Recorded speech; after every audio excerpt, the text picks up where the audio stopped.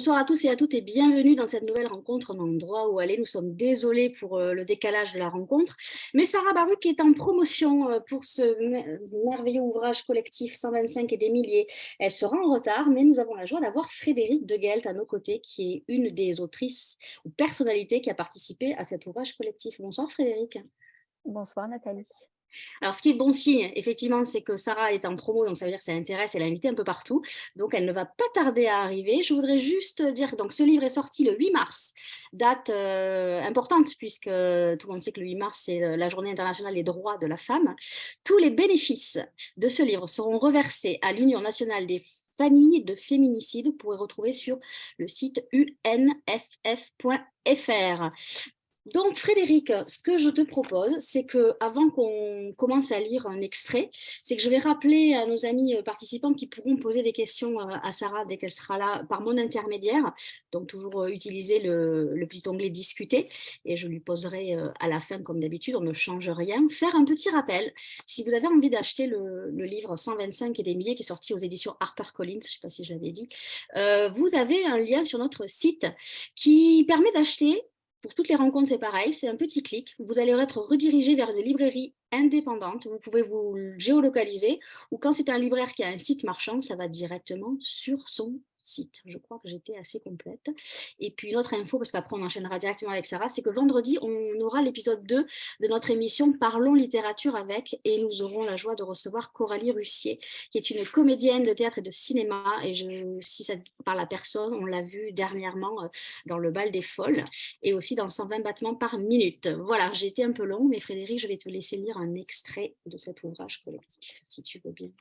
Alors d'abord rappeler que je Oui. suis très touchée et honorée que Sarah ait pensé à moi. Il y a dans ce livre, je voudrais les citer, Delphine Orviller, Jeanne Lacoste, Andrea Bescon, Isabelle Carré, Michel Kahn, Sophie Debert, Agnès Martin-Lugan.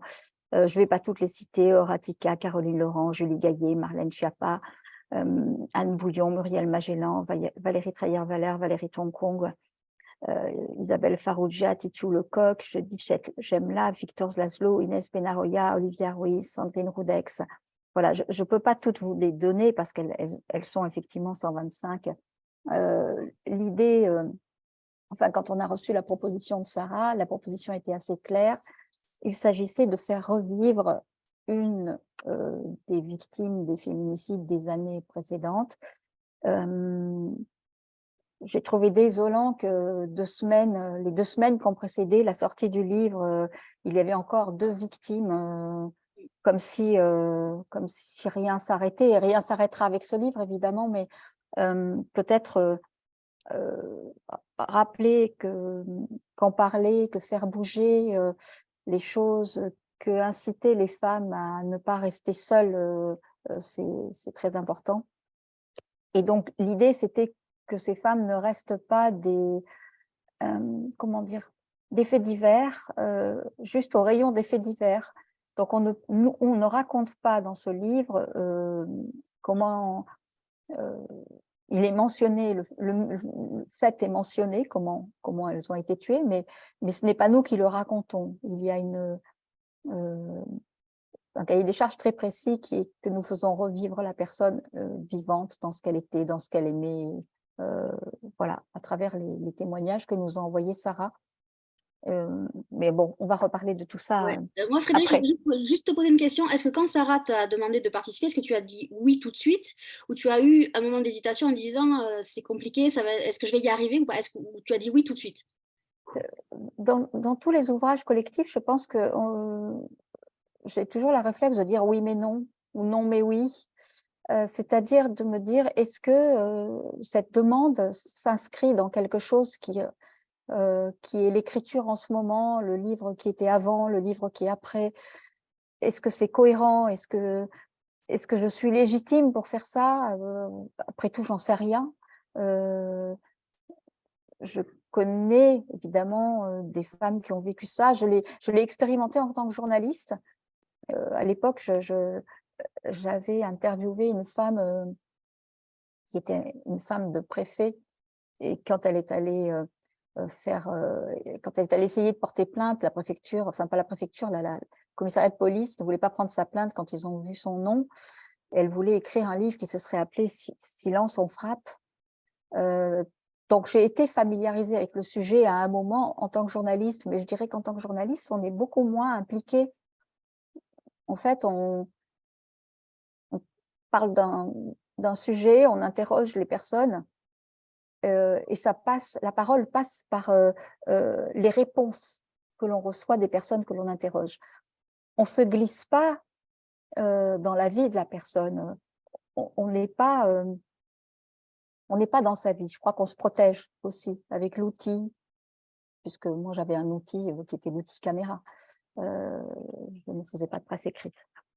Donc je vais vous lire. Alors il a fallu que je choisisse, et je m'en excuse pour toutes celles que j'ai éliminées, parce que c'est très arbitraire. Je vais vous lire ce qu'a écrit l'écrivaine Valérie Tonkong, et c'est Marie-Alice Dibon, la femme dont elle parle. Petite fille douée et heureuse, tu avais pris le pli d'ajouter à chacun de tes dessins un minuscule ciel noir. Pressentais-tu la menace qui surgirait bien plus tard dans ta vie? Radieuse et fluette, casse-cou et joyeuse, tu rêvais d'art circassien. Un jour, suspendu au portique du jardin, tu enroulas par mégarde la corde à nœud autour de ton cou. Tu voulais tourner, tourner. Ta maman intervint de justesse. Tu étais si confiante, loin d'imaginer le danger. Te blesser ou mourir n'était pas une option. Tu as grandi toujours en mouvement, en quête d'expérience. Tu prenais tous les risques pour vivre pleinement. Tu n'avais peur de rien. Sinon peut-être de ces insectes qui t'avaient valu quelques piqûres mémorables, mais tu les respectais comme tous les animaux. Tu aimais tant la nature.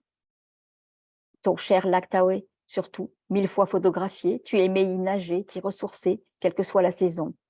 Tu aimais le contempler à l'aube, calme et apaisé, ou bien déchaîné, offert au vent furieux de l'hiver. Tu aimais observer les fleurs des prairies, la lumière rasant l'océan, la montagne poudrée de neige. Tu adorais la musique, Erik Satie, Barbara, John Baez, Bach. Écouter du jazz dans des clubs, te rendre à l'opéra en compagnie de Jacqueline, ta maman. Les partitions traînent encore sur ton piano. Tu adorais lire, romans, documents, études, essais, de Lillo à Stephen King, de Carl Sagan à Albert Camus. Curieuse, tu embrassais tous les sujets, armée de ton énergie impressionnante, de ta culture et de ton intelligence fulgurante, de ton empathie exceptionnelle, de ton éthique rigoureuse. Tu es devenue, au fil des années, une scientifique brillante, reconnue, admirée pour ses recherches. Dirigeant ta propre société, collaborant avec les plus grands aux quatre coins du monde, tu avais trouvé ton équilibre entre la France et les États-Unis. Pour beaucoup, tu étais un exemple d'accomplissement. Humble, tu ne t'en vantais pas. Tu étais une guerrière, Marie-Alice. Tu soutenais de grandes causes, l'éducation, l'environnement, la lutte contre le racisme. Par-dessus tout, tu défendais les femmes. Tu te dressais contre les violences qui leur étaient affligées, t'exprimant publiquement dès que l'occasion t'en était donnée, volant au secours d'amis sous emprise. Tu les exhortais à admettre leur vulnérabilité, à solliciter de l'aide, à fuir. Mais pour toi, c'était une autre affaire. Hypersensible, tu accordais des circonstances atténuantes à celui qui te maintenait et te blessait. Tu excusais ses mensonges, tu minimisais ses exigences, ses pressions. Tu étais si généreuse. Tu ne te plaignais jamais. Tout juste ta sœur chérie, Hélène, a-t-elle deviné tes tracas, observant la manière dont tu t'assombrissais brutalement en présence de celui qui t'a assassiné un soir de printemps. Tu t'es mise en danger parce que tu tenais à faire les choses en douceur, par compassion. Tu avais déjà tenté de le quitter, souvent, mais le monstre usait de chantage affectif, sachant ton cœur immense, trop tendre. Et toi, tu regardais vers l'avenir. Tu n'as pas cru en ta défaite. Tu voulais réussir cette séparation. Quelques mois avant ce jour funeste, sur tes photos, une ombre légère est apparue, barrant ton beau visage. Ton regard est devenu flou. Un œil qui rit, un œil qui pleure, à observer ta mère. Mais tu as gardé pour toi ton désarroi, ton anxiété. Hélène seule savait combien tu souffrais, sans pouvoir mesurer l'imminence du drame. Tu étais déjà condamnée, devenue une proie, un faire-valoir pour celui qui t'avait piégé et avait décrété que tu n'appartiendrais qu'à lui. Toi, la liberté incarnée, Freebird and Happy Nerd, toi, magnifique et solaire. Tu avais tant de projets à faire aboutir, tant à vivre. Tu croyais encore profondément en l'amour. Tu touchais du doigt un nouveau bonheur. Le monstre ne l'a pas supporté. Plutôt que de te perdre, il a choisi de t'arracher à ta famille, à tes amis, à tous ceux qui devaient encore croiser ta route et n'en ont pas eu le temps. Il t'a arraché au monde. Mais il ne t'a pas effacé, Marie-Alice.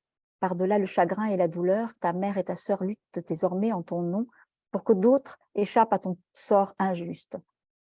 Ton sourire porte leur combat porte ton sourire. Ton corps repose près de celui de ton père à Saint-Fortuna, ce village qui t'était si cher. Tu rêvais de revenir dans la maison de ton enfance, certaine d'y retrouver le goût des jours heureux. Et tandis que ton âme veille sur le lac Tahoe pour l'éternité, ta grâce perdure, enracinée dans le cœur de ceux qui te chérissent. Le 22 avril 2019, le corps de Marie-Alice Dibon a été retrouvé recroquevillé dans un grand sac de voyage flottant dans l'Oise. Oui, alors je vais le montrer juste. Alors ça, c'est un exemple au pif. À chaque fois, à la fin du texte, il y a un petit, ce que vient de vous lire Frédéric sur la victime, c'est marqué dans un petit encadré, comme ça on sait exactement ce qui s'est passé pour elle. Merci Frédéric pour cette belle lecture. Les textes sont pas si longs que ça, on a l'impression que c'est très long, mais en fait, non, vous aviez un cahier des charges, on en reparlera avec Sarah, mais qui était, toi tu peux en parler puisque tu l'as reçu aussi. Est-ce que vous étiez limité dans le nombre de caractères ou pas? Oui, il y avait une taille normalement. Bon, j'imagine que certaines ont pu dépasser un petit peu, mais enfin, on s'est toutes conformées à une taille, évidemment. Je pense que je pense pas qu'on puisse le lire complètement dans la continuité, parce que c'est quand même très dur. Enfin, même si nous, ce qu'on raconte, c'est leur vie, c'est ce qu'elles étaient, c'est très solaire. Moi, ce qui me frappe dans pas mal de témoignages que j'ai lus, c'est ce côté heureux, solaire, et cette universalité des situations, c'est-à-dire que c'est pas des femmes qui sont pas capables de se défendre, c'est pas des femmes qui n'ont pas reçu de culture, c'est pas des femmes qui sont, vous savez, on a l'impression parfois que ça va être des femmes qui arrivent et qui n'ont pas les armes, qui ne connaissent pas les choses, qui sont voilà, qui pourront pas être comment dire ça.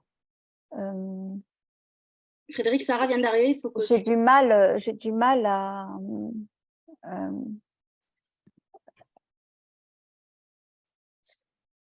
c'est tous les milieux, c'est tous les métiers, c'est toutes les nationalités, c'est toutes les religions. Il n'y a pas d'exception en réalité. Et donc, alors Sarah vient d'arriver, effectivement, je l'ai nommée co-hôte, donc voilà, donc ça devrait marcher. Sarah, il faut que tu actives juste ta caméra, on va faire ça en direct, hein, comme voilà, exactement. Et voilà, l'image fut. Désolée, ça ne fonctionnait pas, j'ai essayé.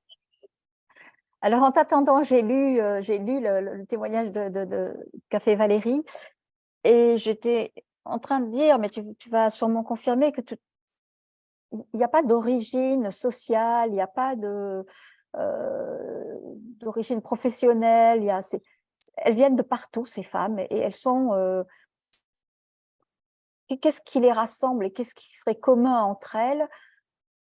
C'est tout d'un coup une sorte d'isolement, de silence. Elles sont coupées du monde et elles pensent toujours que ça va s'arranger.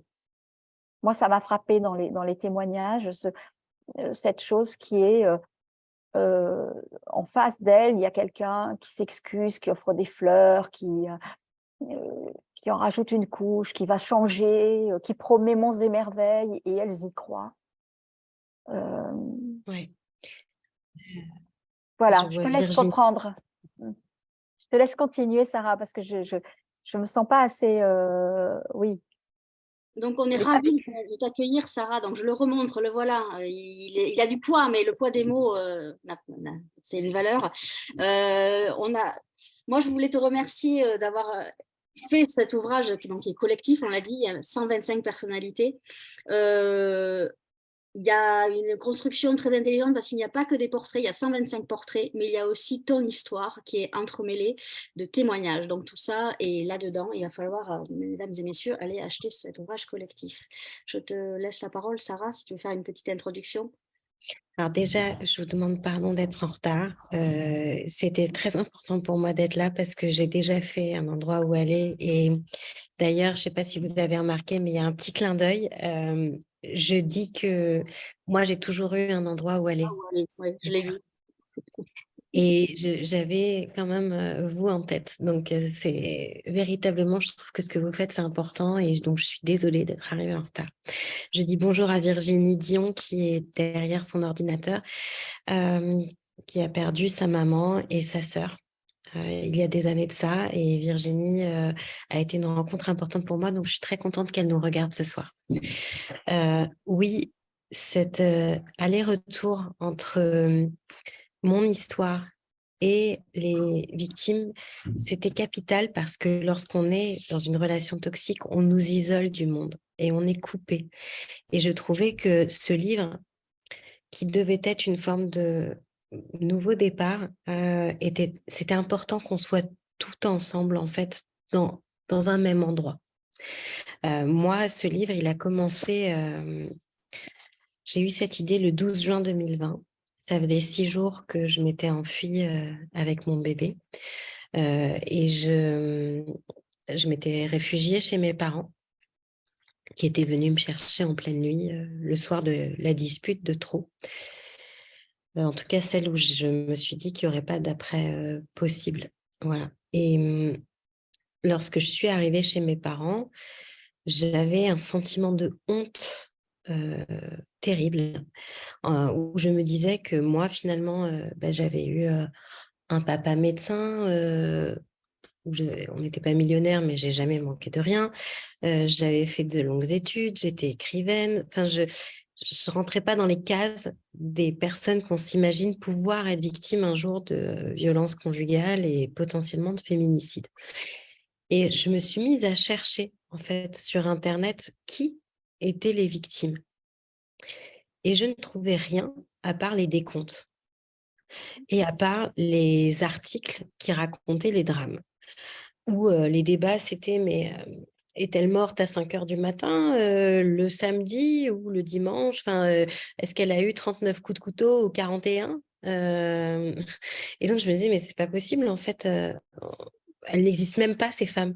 On a l'impression que ce qui compte, c'est la peine de prison que va obtenir le bourreau, de comprendre ce qui lui est passé par la tête. Mais elles, on ne sait jamais qui elles sont. Et du coup, je me disais, mais est-ce que je suis folle? Est-ce que je suis la seule femme soi-disant pas dans le genre de victime qu'on s'imagine à vivre ce que je vis, à me retrouver j'étais en plus en pleine promo d'un autre livre et j'étais là à faire ma promo et à être convoquée par les assistantes sociales du commissariat, enfin le truc glauque quoi, et je me disais mais j'ai l'impression d'être folle. Et je me souviens très bien, donc le 12 juin, ça faisait 6 jours que j'étais partie et je regardais la cité qui donnait en face de ma chambre d'ado, puisque j'étais retournée dans ma chambre d'ado avec ma fille. Et j'ai un souvenir qui m'est revenu de quand j'étais au collège, il y avait la maman d'un ami de mon frère qui se faisait battre. Et j'avais l'impression que c'était que dans les cités que ça arrivait. Voilà. Et je me suis dit à ce moment-là, mais qu'est-ce que j'ai pu me tromper, quoi? Comment ça se fait que j'en suis arrivée à croire qu'il n'y avait que les femmes pauvres dans les cités issues de l'immigration, finalement, alors que finalement, mon père aussi est né en Tunisie. Tu vois ce que tu viens de dire là, ça dit à quel point qui se faisait battre. Non, qui était battu en réalité. Et ça, c'est ce truc des mots, ça veut dire que nous-mêmes, on est conditionnés Si on est battu, c'est qu'on se fait battre. Ouais. Et je voudrais juste préciser que Sandrine Boucher de l'Union nationale des familles féminicides a précisé que la moitié des féminicides sont commis sans violence physique avant le meurtre. C'est quand même important de le dire. Tout à fait. Et du coup, c'est vrai que la plupart des gens, d'ailleurs, maintenant j'y fais vachement attention, disent morte sous les coups de son mari. Alors que déjà, bon, bah, c'est pas la majorité qui meurt, qui meurt des coups. Et surtout, dans la majorité des cas, elles meurent le jour de la première fois où elles ont reçu des violences physiques. Ouais. Alors qu'elles ont toutes été victimes de violences psychologiques, d'emprise, d'isolement avant ça.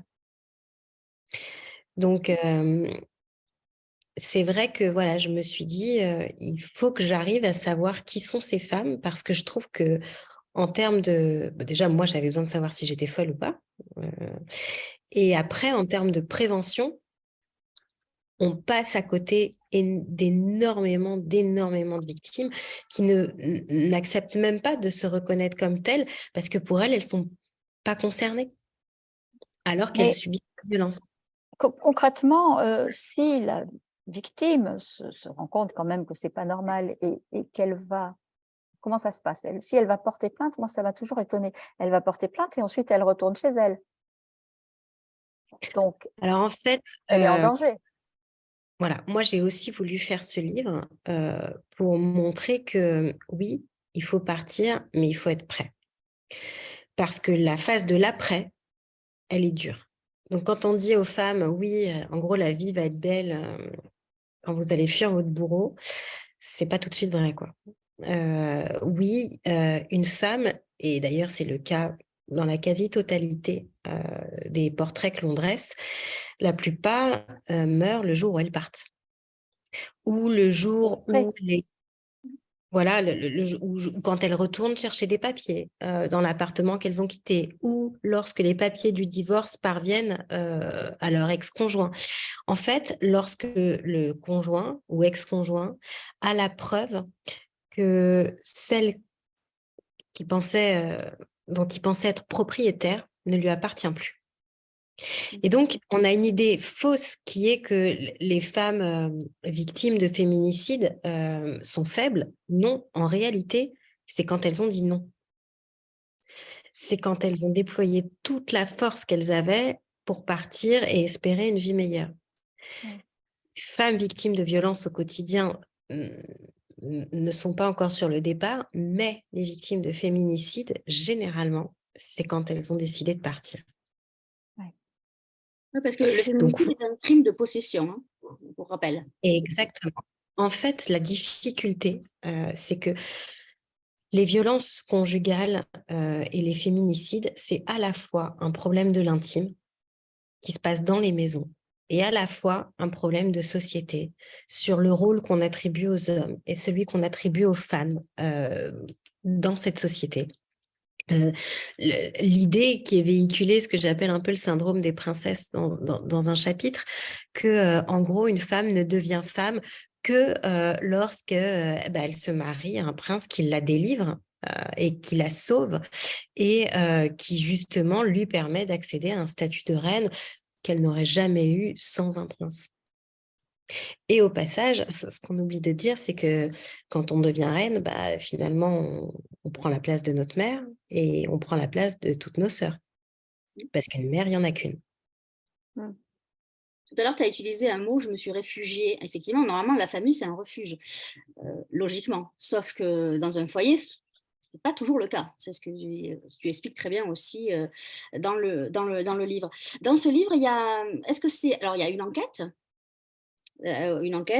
ton témoignage, les 125 portraits, il y a 13 chapitres qui concernent ton histoire personnelle, il y a 13 témoignages, et il y a surtout quelque chose que je vais montrer à l'écran, que je suis allée chercher puisque tu le mentionnais, c'est le violentomètre. J'ai trouvé ça, donc je suis allée sur le site, puisque tu cites le site de la ville de Seine-Saint-Denis, et je suis allée voir sur le site, et ça c'est très intéressant.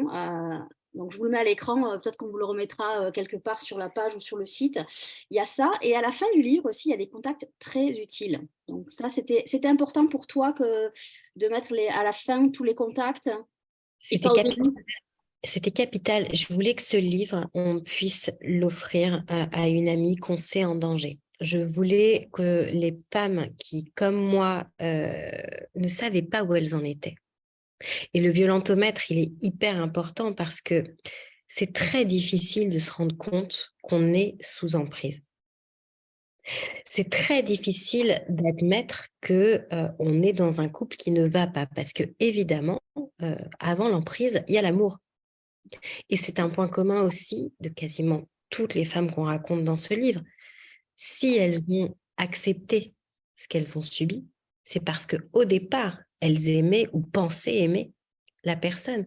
Parce qu'au départ, la personne en face, si elle en est là, en tout cas, je parle en mon nom, c'est qu'elle-même est le résultat d'une histoire.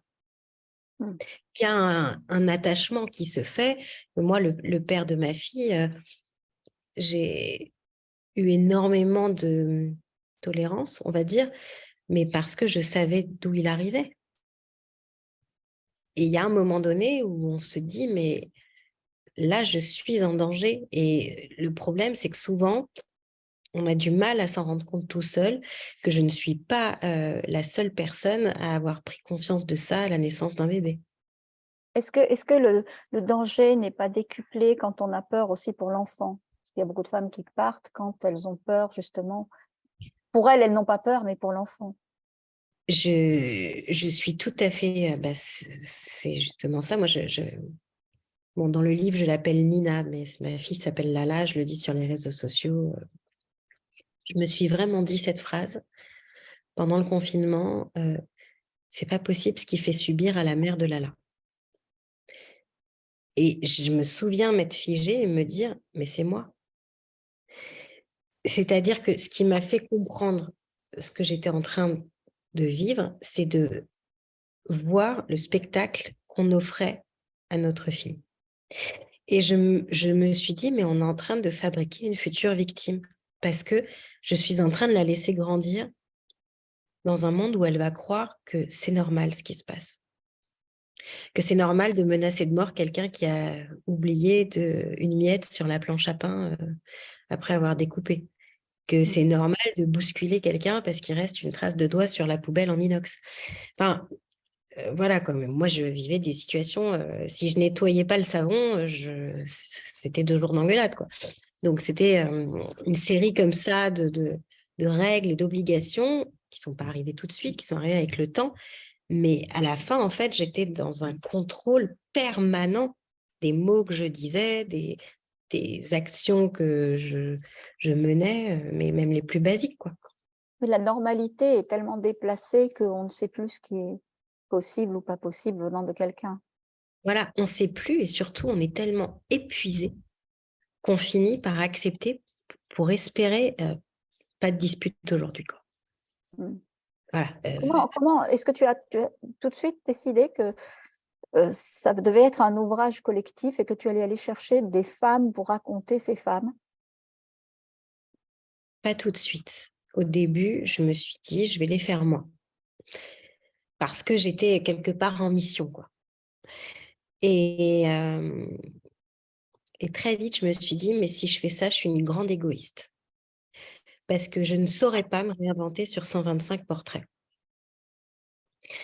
Et là, je me suis dit, la seule façon d'offrir à ces femmes une unicité qu'elles n'ont pas à travers la façon dont les médias parlent d'elles, puisqu'elles sont des numéros, c'est finalement qu'elles aient chacune une ambassadrice, chacune qui va s'attacher à l'une d'entre elles et tout lui donner. Donner son regard, sa sensibilité, un ton spécifique à son histoire. Et en fait, je me suis dit, bah oui, quelque part, du coup, moi, je me suis privée d'écrire un portrait parce que j'en ai pas écrit. Tu as écrit le tien. Oui, mais... C'est pas quand même Non, mais... ça, je pense. Il ne faut pas minimiser le fait Non, que... non, mais au début, je voulais en écrire 125, j'en ai pas écrit. Tu vois, enfin, j'ai écrit mon histoire, mais tu vois la logique. Et je me suis dit, je peux pas, moi, coordonner ce livre et en écrire un et pas les autres. Et en même temps, je veux qu'elles aient chacune une ambassadrice qui se souviendra toute sa vie de cette personne, qui toute sa vie va se sentir concernée par ce sujet à travers elle et qui lui offre tout ce qu'elle est sur 2 pages. Et il n'y a que en créant des effets miroirs que ce sera possible. Mais toi, tu as quand Tu as même choisi, réalisé ouais. tu as quand même réalisé tous les podcasts que tu nous as envoyés. Alors justement, on va en reparler de ça. Déjà, avant de parler de la matière que tu as envoyée aux personnalités qui ont écrit, parce qu'il n'y a pas que des auteurs qui ont écrit, comment tu les as choisis, ces ambassadrices? Il y a eu plein de façons différentes de les trouver. Déjà, je voulais des personnes qui avaient un sens dans ma vie. Notamment, tu vois, on parle de Frédéric, elle est là. Moi, Frédéric, je l'ai découverte lors d'une séance photo avec Astrid Di Crolla-Lanza. Et c'est elle qui m'a montré l'exposition et les textes que vous aviez fait ensemble. J'ai découvert en fait Frédéric par un engagement personnel, par une position dans la vie, et elle m'a énormément touchée. Et je me suis sentie proche d'elle parce que pour moi, elle porte en elle un combat, une envie d'être ouverte à des vies qui ne ressemblent pas à toutes les autres. Voilà. Enfin, c'est comme ça que je l'ai Je ressenti. pense que c'est le cas de beaucoup d'écrivains qui se glissent dans les vies qui ne sont pas les leurs, de toute façon. En fait, ça fait partie de notre travail. Donc, voilà. Après, est-ce que tout le monde a dit oui? Mm. Pas de Quasiment. non, hein. T'inquiète pas. Quasiment. Et les seules personnes à peu près qui m'ont dit non, j'ai eu 2-3 déceptions, mais les seules qui m'ont dit vraiment un non assez rapidement, c'est parce qu'en fait, j'ai appris que c'était un sujet qui les avait touchées personnellement et qu'elles ne parviendraient pas à réaliser cet exercice. Et d'ailleurs, c'est Odile Villemain, je vais le lire, hein, où elle dit: On m'a proposé d'écrire le portrait d'une femme victime de féminicide, Gisèle. J'avoue que si participer à ce projet est presque une évidence, l'idée de remuer les ténèbres l'est beaucoup moins. Donc, je pense que c'est un exercice qui est très compliqué, ce que tu as demandé, ce que tu leur Ah, as demandé. Oui. vraiment, elles ont réalisé un truc fou. C'est-à-dire que je ne sais même pas si moi, j'aurais pu le faire, pour être tout à fait sincère. Donc oui, pour la méthode, je me suis dit, bon, les gens ne le savent pas nécessairement, je suis malvoyante. J'ai une carte handicapée, j'ai une maladie de la cornée dégénérative. Et du coup, ça fait des années que je suis certes écrivaine, mais que je lis très peu parce que ça me fatigue énormément et que la plupart des livres que je lis, en fait, je les écoute. Et du coup, mais ça fait, depuis que la maladie s'est déclarée, donc depuis 2007, donc ça fait assez longtemps que j'écoute énormément de livres audio. Et j'ai tout de suite été surprise de l'effet qu'avait l'audio dans l'esprit. C'est-à-dire qu'on a à la fois les émotions des voix, parce qu'il y a énormément de choses qui se passent dans les voix, dans les intonations, dans les silences, et à la fois l'imaginaire, parce qu'on n'a pas d'image pour nous happer en face. Et je me suis dit, si je veux que mes rédactrices se sentent aussi concernées que moi et ressentent ce que moi, je me suis pris dans la figure à entendre toutes ces familles, il faut que je trouve un moyen pour qu'elles ne puissent pas sortir. Et je me suis dit, en fait, je vais enregistrer en audio toutes les interviews. Et donc, c'est ce que j'ai fait. Et les rédactrices, je leur ai à toutes envoyé un mail où elles avaient l'audio, un article en leur disant je vous l'envoie pour que vous sachiez comment ça se termine, mais dans le portrait, vous devez raconter qui est la personne et pas comment elle est morte. Ce n'est pas un livre sur la mort, c'est un livre sur la vie. Vous êtes libre de la forme. Il faut que ça fasse à peu près 4000 mots, donc à peu près 2 pages. Voilà. Donc, elles se sont toutes pris un audio de 45 minutes, 1 heure parfois, où elles étaient avec une maman, avec une sœur, avec une fille qui racontait sa défunte. Voilà.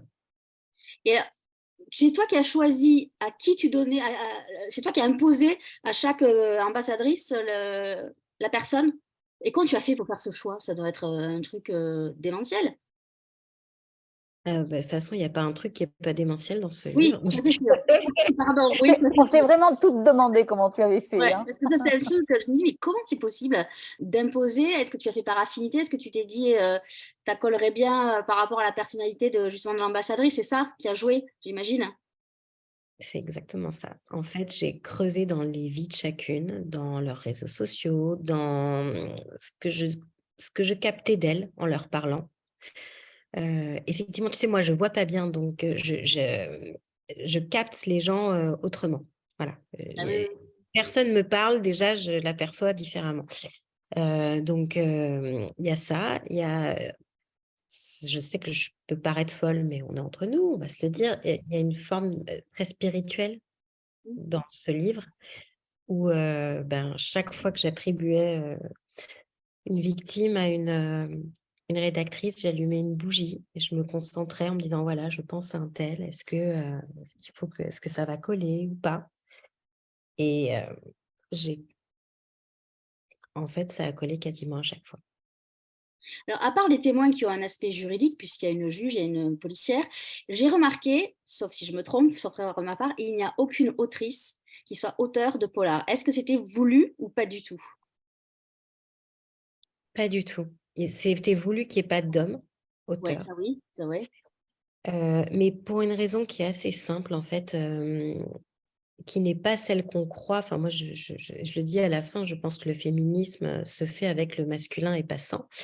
Mais il y a des familles, notamment celles qui ont perdu quelqu'un très récemment, pour qui l'homme est synonyme de danger. Et je ne voulais pas risquer de heurter une maman ou une fille en confiant sa fille ou sa mère à ce qui est symbole de danger pour elle. Oui, Voilà. parce qu'il faut préciser que c'est pas toujours la même personne que tu interroges. C'est pas toujours la mère, c'est pas toujours. Non, j'interroge celle qui est capable de me parler, déjà. Celle que j'arrive à trouver. Faut savoir parce que trouver les rédactrices, ça a été compliqué. Attribuer les victimes aux rédactrices, ça a été compliqué. Mais le plus compliqué, ça a été de retrouver des familles. Ah oui. On n'a jamais, quand tu lis les articles, et justement, là, on rend les noms de famille aux femmes, sauf 2 où les familles finalement n'ont pas voulu au dernier moment qu'on donne les noms. Moi, de toute façon, la consigne, c'était d'avoir l'accord écrit des familles. Rien ne pouvait être publié sans l'accord, en tout cas de la personne que j'avais interrogée. Après, je ne peux pas interroger les 100 personnes de la famille, je suis humaine, voilà, mais j'ai l'accord écrit de toutes les personnes que j'ai interrogées pour savoir si on a traité leur texte de la façon qui leur convient. Est-ce qu'elles Oui, avaient un c'est-à-dire que regard sur le texte? C'est-à-dire, est-ce qu'elles ont fait faire des corrections ou pas du tout? Ou c'était l'éditeur de ce livre? C'est un peu toi, j'imagine, quand même. Et après, il y a quelqu'un de chez HarperCollins qui a dû t'éditer toi, hein, j'imagine, parce que c'est compliqué. Et est-ce que les familles sont intervenues en disant, ben non, ça, c'est pas possible, il faut corriger? C'est arrivé, ça? Ouais, c'est arrivé. Alors, pas beaucoup, je t'avoue, mais déjà, il y a eu parfois, même ne serait-ce que dans mon petit encadré, parfois la date que l'on donne, que les journalistes donnent n'est pas la bonne. Et tu sais, parfois ils disent elle est morte samedi soir, sauf que si elle est morte à minuit 35, en fait, elle est morte un dimanche. Donc pour un journaliste, c'est pas très grave, sauf que pour une famille, 30 minutes, ça compte, quoi. Donc, t'en as qui peuvent être extrêmement heurtés que je me sois trompée dans un jour, et c'était pas de ma faute, c'est ce qui avait marqué partout. Mais du coup, voilà, ça, il fallait le corriger. Ou t'en as qui, entre-temps, une femme qui a été tuée par son mari qui portait son nom, forcément, la famille, parfois, veut plus qu'elle s'appelle avec le nom du mari. Or, ce qu'on trouve sur les articles, c'est le plus souvent, un prénom seulement. Parfois, il y a un nom de famille et pas toujours le bon. Parfois, il y a même une femme a été tuée puis on n'a rien. Donc, imaginez qu'entre le moment où j'avais trouvé une liste de prénoms et celui où j'ai obtenu les numéros de téléphone portable des familles, il y a eu beaucoup, beaucoup, beaucoup d'étapes. C'est-à-dire que je me suis retrouvée à faire des tableaux Excel de 12 colonnes et 500 lignes où je listais tous les proches qui étaient mentionnés dans les articles. On a interrogé Julie, son amie de classe. Je cherchais qui était Julie. J'ai lu tous les commentaires sur tous les posts des réseaux sociaux. C'est-à-dire qu'à chaque fois qu'il y a un article, il y a 300 commentaires. Généralement, c'est les 9/10 des smileys qui pleurent avec marqué soutien à la famille. Et puis parfois, il y a j'étais à l'école avec elle, ma mère la connaissait, machin, machin. Et donc là, je cherchais qui était la mère, qui était la sœur. Il y a un vrai boulot d'enquête, donc Mais attends, énorme. c'est pas fini. Je cherchais les faire-part de décès. J'appelais les pompes funèbres pour savoir s'ils pouvaient me mettre en relation avec le membre de la famille qui avait payé. Alors, il y a l'UNFF qui a très gentiment partagé un post que j'avais fait. Du coup, il y a eu une trentaine de familles qui a été rassurée que j'ai la caution de l'UNFF à qui tous les bénéfices sont reversés, hein, je le précise. Mais voilà, donc l'UNFF, les familles en tout cas qui font partie de cette association ont été rassurées. Donc, on va dire qu'il y a une trentaine de familles, dont Virginie qui est là, qui ont été en confiance, mais à qui j'ai quand même dû expliquer la démarche, etc. Mais pour toutes les autres, j'ai appelé les pompes funèbres, les églises, les avocats, les médecins, etc. À un moment donné, c'était tellement titanesque. J'ai mis 2 mois et demi à trouver les 2 premières victimes. Puis, je suis arrivée à 10, à 20, à 30. Et à 30, je me suis dit, oh, c'est génial, ça y est, machin. Et puis, je me suis dit, j'ai fait la soustraction. 125 moins 30, je me dis, mais je vais jamais y arriver. C'est impossible. Et là, je me suis dit, bon, bah, il va falloir que je me fasse aider. J'ai contacté des détectives privés. Et là, ils m'ont dit, alors déjà, je vous annonce que c'est 1 000 € la victime. Donc déjà, j'adorais cette façon de tarifier les victimes. Magnifique. C'est 1 000 € la morte, super. Et là, ils me disent, mais OK, si vous avez la date de naissance et le nom de famille. Je dis, non, j'ai jamais. Si tu as ça, tu as tout. Voilà, je dis, non, je ne l'ai jamais. Ah non, on ne peut pas vous aider. Donc, les 2 détectives ont dit, non, ce n'est pas possible. En tout cas, il était très clair et nous, on savait, j'en ai discuté avec quelques autres, le jour où on a fait cette fameuse photo où on est toutes sur l'escalier, on savait, et c'était une pression, que ça serait avec la famille, que la famille lirait ce qu'on avait écrit et qu'elle devait le valider. Et c'est très impressionnant ça, de se dire qu'on écrit que quelqu'un a disparu et que la famille va devoir valider qui elle était, ce qui est normal en fait, c'est normal, mais donc on a toutes été très impressionnés par ça en écrivant. Et autre chose, comme on n'était pas en lien toutes, et qu'on ne s'est pas parlé avant cette fameuse photo, on était toutes persuadées qu'on avait le cas le pire. En fait, aujourd'hui, quand je lis les autres, je me dis, ah oui, d'accord, donc on avait tout est pire en fait, enfin, tout est terrible. Mais sur le moment, on se disait, ah mais elle m'a envoyé le cas le pire. Donc, en tout, combien de temps de travail pour cet ouvrage? Parce que c'est phénoménal, tout ça. J'en ai eu l'idée le 12 juin 2020. Ouais, c'est ça. Donc, on est en 2023, mars 2023. C'est assez rapide, en fait, hein, quand même.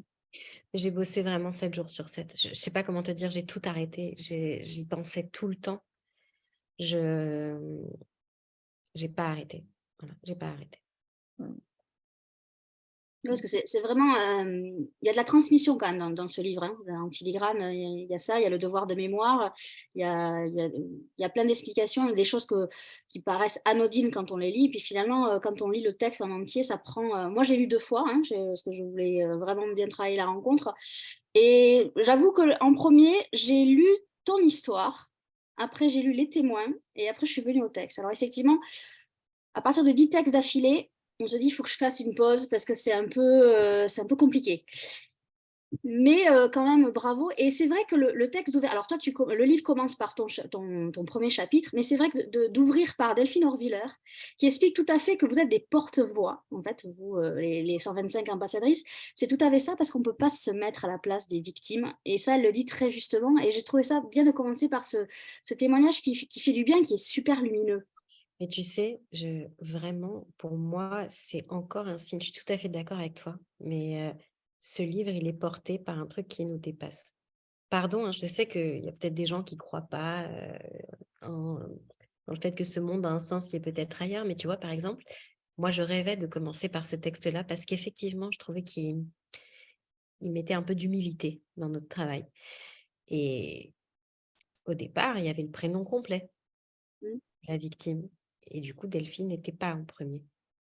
Et quelques jours avant le rendu du manuscrit, j'ai la fille de la victime qui m'appelle et qui me dit: «Sarah, je l'adore ce texte, mais tu sais, mon père, il est sorti de prison, c'est compliqué. J'ai pas envie que ça nous retombe dessus. Est-ce que tu accepterais de mettre juste A?» Je dis: «Bah oui, oui, je t'ai promis que ce serait, et donc c'est devenu A et donc elle est passée en premier quelques jours avant. Là, c'est un éclairage sur ce qu'on va lire, en fait, parce qu'on ne sait pas trop ce qu'on... On imagine ce qu'on va lire, mais on ne se rend pas compte vraiment de ce qu'on va prendre dans la tête. Et finalement, de commencer par ça, où c'est un détachement, ou alors est-ce que le fait que ce soit rabbin, ça prend une autre dimension, je ne sais pas, mais ça apaise pour la lecture suivante, je Tu trouve. sais, ça aussi, c'est rigolo parce que Delphine, bon, alors, je tiens à dire que la plupart des autrices, je ne les connaissais pas.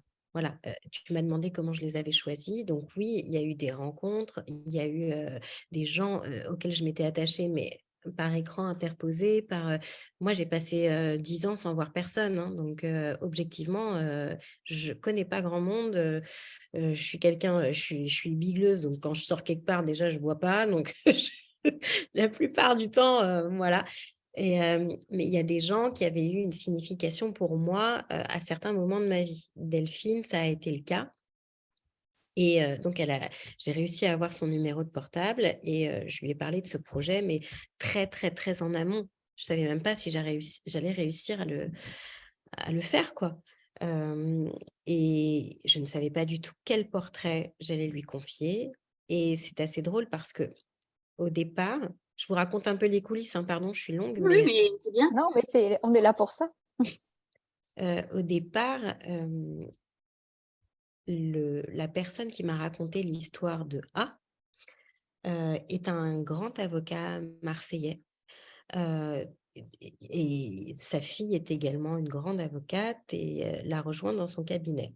Et la fille a défendu une jeune femme qui est décédée, dont je voulais écrire le portrait. J'ai interrogé cette femme qui était ravie de participer, sauf que la maman s'est opposée. Donc, j'ai pas pu lui attribuer quelqu'un. Et j'ai cet avocat, donc Maître Labi, qui m'appelle. Et moi, je croyais qu'il allait m'engueuler parce qu'en gros, je n'allais pas pouvoir parler de sa cliente, quoi. Et il m'appelle, il me dit «Bonjour Sarah, écoutez, voilà, je sais que c'est pas très bien ce que je vais faire, mais je vais me mêler, je trouve votre projet super». Et là, le mec était au bord des larmes. Un grand avocat, hein, de 65 ans, enfin le mec qui voilà, «Ma cousine que j'aimais de tout mon cœur est morte de ça. Est-ce que vous accepteriez que je vous parle?» Je dis: «Bah, oui, évidemment. Voilà, je ne sais pas si j'ai le droit de le faire, parce que ces enfants, ça a brisé toute notre famille, c'est terrible ce qui s'est passé, on n'en a jamais parlé, plus personne n'en a parlé et cetera». Cet homme qui parle pas, enfin qui n'avait jamais raconté cette histoire, je t'assure, l'enregistrement, il dure 2 heures et quart. Il m'a parlé, parlé, parlé et à la fin, il me dit, «Ce qui a, parce que l'histoire d'A, elle est quand même spéciale, elle n'est pas morte tout de suite. Elle a été poignardée, ça lui a provoqué un AVC ça l'a rendue tétraplégique et en fait, elle est restée 10 ans sans pouvoir parler, sans pouvoir marcher. Elle qui était une femme sublime, active, qui travaillait, etc., elle est morte enfermée dans son corps, ce qui est quand même extrêmement difficile. Et en fait, elle ne s'est jamais plainte. Elle était toujours rayonnante. Et son cousin me dit, en fait, à la fin de sa vie, elle croyait énormément en Dieu.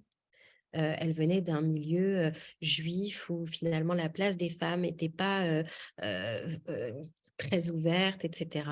Et j'ai vu Delphine. Et je me suis dit, il faut qu'elle raconte cette histoire. Voilà. Parce qu'il faut que cette famille ait une forme de prière, ait une forme d'accompagnement. J'envoie l'audio à Delphine. Delphine m'appelle et me dit, Sarah, pardon, mais je ne vais pas pouvoir le faire. J'arrive pas. Voilà. Donc, je lui dis, OK, je dis, bah, Delphine, peut-être que là, c'est pas la rédactrice, mais c'est pas l'écrivaine, mais c'est la rabbine dont on a besoin. Peut-être que ce qu'il faut pour cette famille, c'est une prière. J'ai laissé et elle m'a envoyé une prière. Je ne voudrais pas qu'on soit interrompu abruptement par l'heure. Pardon, Il y a quelqu'un qui... Merci Sarah, c'est un super témoignage, mais je voudrais juste oui, je vois. remonter une question. Comment se fait-il que lorsque l'on se rend compte qu'une proche est victime, qu'on lui prouve qu'elle refuse de vous écouter? J'ai essayé avec sa sœur d'aider une amie, il n'y a rien eu à faire et aujourd'hui elle n'est plus. 1 heure avant, je l'ai suppliée de ne pas aller au rendez-vous en vain. C'est Nadège qui pose cette question. Alors, toi, par exemple, mon père, il ne peut pas lire ce livre. Mon père, il ne dort pas de la nuit en ce moment parce que pour lui, ça lui rappelle le mur qu'il avait en face de lui quand il essayait de me parler. Et à travers les enquêtes que j'ai faites, et notamment avec Natacha Calestrémé qui parle de l'emprise, j'ai compris ce qui se passait. En fait, l'emprise, c'est possible lorsqu'on a une faille narcissique. C'est-à-dire qu'on a un tel besoin d'être aimé, on a un tel besoin de sentir qu'on compte pour la personne en face que on accepte tout pour ça. Donc, et surtout, la personne en face vous dit, mais il n'y a que toi qui peux me comprendre, personne ne m'aime, personne ne nous aime, tout le monde veut nous séparer, etc. Les fantasmes un peu romantiques, etc. Donc, quand on dit à quelqu'un, mais tu vois pas qu'il te fait du mal, mais tu vois pas qu'il est dangereux, en fait, on donne raison au bourreau. Et dans l'esprit de quelqu'un sous emprise, du coup, ça fait peur parce qu'on se dit qu'on est jugé, qu'effectivement, la société ne nous comprend pas, les gens ne savent pas nous aimer et qu'il n'y a que lui qui finalement, malgré tout, nous comprend. Donc l'aide est contre-productive? Donc, ne jamais dire à une femme sous emprise, regarde comme ton chéri, machin, machin. Je sais que c'est extrêmement difficile, hein, toute ma famille, ils ont tous essayé, etc., mais en fait, il faut combler la brèche et pas essayer d'ouvrir les yeux à quelqu'un qui ne peut pas les ouvrir. Il y a qu'en renforçant quelqu'un, en lui disant « mais je ne te juge pas, mais je t'aimerais quoi qu'il arrive » et en l'amenant à réfléchir elle-même à ce qu'elle est en train de vivre. Qu'est-ce que tu en penses, toi? Qu'est-ce que tu en penses de cette réaction? Est-ce que ou en posant carrément la question, est-ce que tu crois que ce que tu subis, ce sont des victimes, ce sont des violences? En fait, il faut que la femme reprenne son pouvoir tout en sachant, en étant convaincue qu'on ne la juge pas et qu'on l'aime quoi qu'il arrive. Ça peut paraître bête, hein, mais répétez tous les jours à une amie sous emprise que vous l'aimez et que vous l'aimerez quoi qu'il arrive. Il n'y a que ça, ce trop-plein d'amour, ce trop-plein de réassurance qui peut aider à combler les failles narcissiques. Et après, ça, il y a ce que vous faites avec elle, et il y a ce que vous faites en parallèle, vous pouvez signaler quelqu'un. Il faut d'ailleurs signaler des victimes de violences. Il faut signaler les bourreaux. On remettra sous la vidéo du replay le site donc, de l'UNFF c'est très important.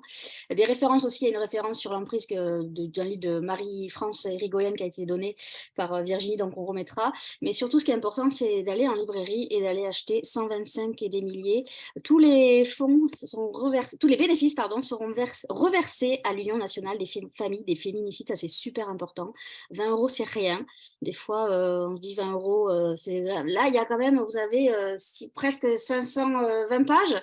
Voilà, c'est très important. Donc, allez en librairie, allez acheter aux éditions HarperCollins. Donc, Sarah, un grand merci d'être revenue nous voir. On espère que tu vas te remettre à l'écriture de romans. Je parle, mais il y a tellement de choses à dire que voilà. Non, puis en plus, nous, on a posé des questions qui ont été reposées. Voilà, on répondra aux personnes, on remettra ou alors, je te les poserai directement, je te les mettrai, on mettra tes réponses, mais là, on ne voudrait pas dépasser. En tout cas, ça, c'est important. Tu es en promo, je pense que c'est quand même un peu difficile de se replonger là-dedans, mais c'est bien parce que si tu es en promo, ça veut dire qu'on parle de cet ouvrage collectif et c'est le plus important. Donc voilà, je le remontre. Vous le savez tous, vous qui regardez un endroit où il est, Frédéric a été extraordinaire. Non, Voilà, mais normal, non. J'ai au-delà juste donné des adresses, je n'ai pas fait grand-chose. de... Ce que je voudrais dire, c'est juste qu'il y a beaucoup de témoins.